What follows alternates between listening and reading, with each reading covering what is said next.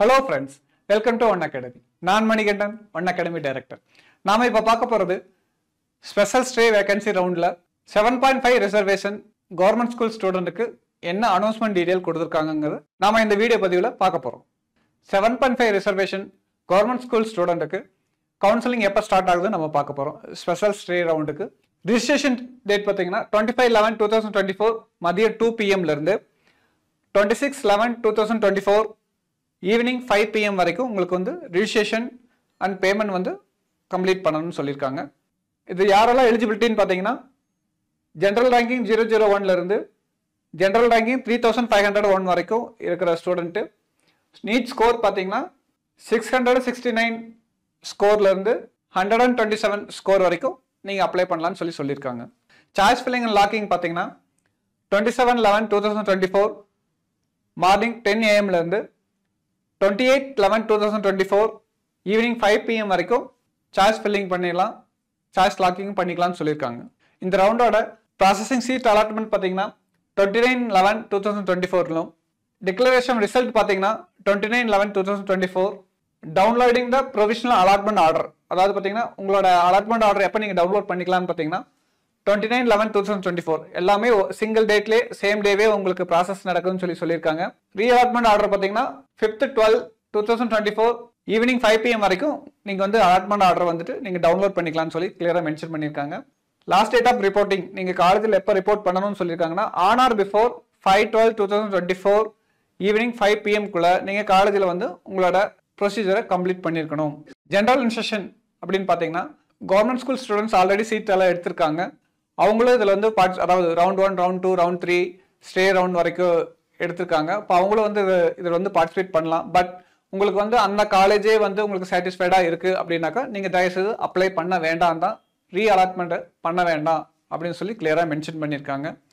யாருக்கெல்லாம் வந்து எனக்கு வந்து இந்த காலேஜ் சாட்டிஸ்ஃபைடு இல்லை, இந்த வேகன்சி இருக்கிற காலேஜ் வந்து நான் அப்ளை பண்ணுறேன் அப்படின்னு நினைக்கிறாங்களோ அவங்க மட்டும் இந்த ரவுண்டுக்கு அப்ளை பண்ண சொல்லி கிளியராக மென்ஷன் பண்ணியிருக்காங்க. ஆஸ் யூஸ்வல் கவர்மெண்ட் ஸ்கூல் ஸ்டூடெண்ட்டுக்கு கவர்மெண்ட்டே எல்லா விதமான ஃபீஸும் அவங்க பே பண்ணுறாங்க. ஸோ உங்களுக்கு எல்லாமே ஃப்ரீ ஆஃப் காஸ்ட்டில் தான் உங்களுக்கு கிடைக்குது. நீங்கள் சார்ஜ் ஃபில்லிங் பண்ணும்போது ஒரு முறைக்கு இருமுறை இல்லை 3 முறையாவது திரும்ப நல்லா வெரிஃபை பண்ணிவிட்டு சார்ஜ் ஃபில்லிங் கம்ப்ளீட் பண்ணுங்கள், சார்ஜ் லாக்கிங் பண்ணுங்கள், சரிங்களா? இது வந்து உங்களுக்கு 28/11/2024 ஈவினிங் 5 PM உங்களுக்கு க்ளோஸ் ஆகிடும். அதாவது நீங்கள் சார்ஜ் ஃபில்லிங் பண்ணிட்டீங்க பட் லாக் பண்ணல அப்படின்னாலும் ஆட்டோமேட்டிக்காக லாக் ஆயிரும்.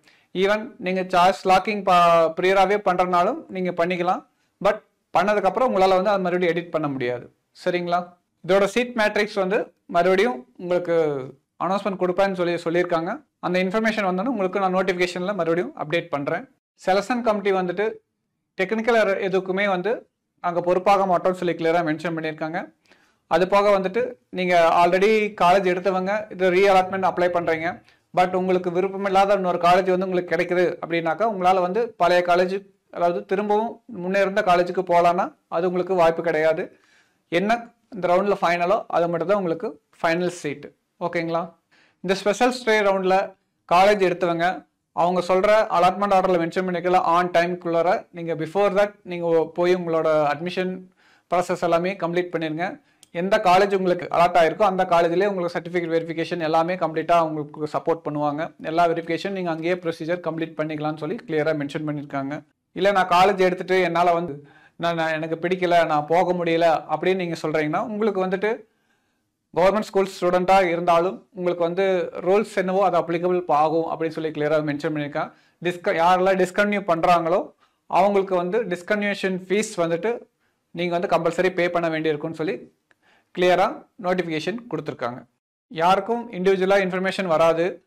நீங்கள் வந்து கவர்மெண்ட் வெப்சைட்டை ரெகுலராக வெரிஃபை பண்ணி உங்களோட இன்ஃபர்மேஷன் ப்ராப்பராக இருக்குதான்னு பார்த்து அதுக்கு தகுந்த மாதிரி உங்களோட ப்ரொசீஜர்ஸை நீங்கள் வந்து காலேஜ் அட்மிஷன் ப்ரொசீஜர்ஸை நீங்கள் கம்ப்ளீட் பண்ணிடணும் அப்படின்னு சொல்லி கிளியராக மென்ஷன் பண்ணியிருக்காங்க. இந்த இன்ஃபர்மேஷன் உங்களுக்கு ரொம்ப பயனுள்ளதாக இருந்திருக்கும். இதை முழுமையாக பயன்படுத்தி ஸ்பெஷல் ஸ்டே வேகன்சி கவுன்சிலிங்கை வந்துட்டு நீங்கள் ப்ராப்பராக கம்ப்ளீட் பண்ணுங்கள், சக்ஸஸ் பண்ணுங்கள். தேங்க்யூ.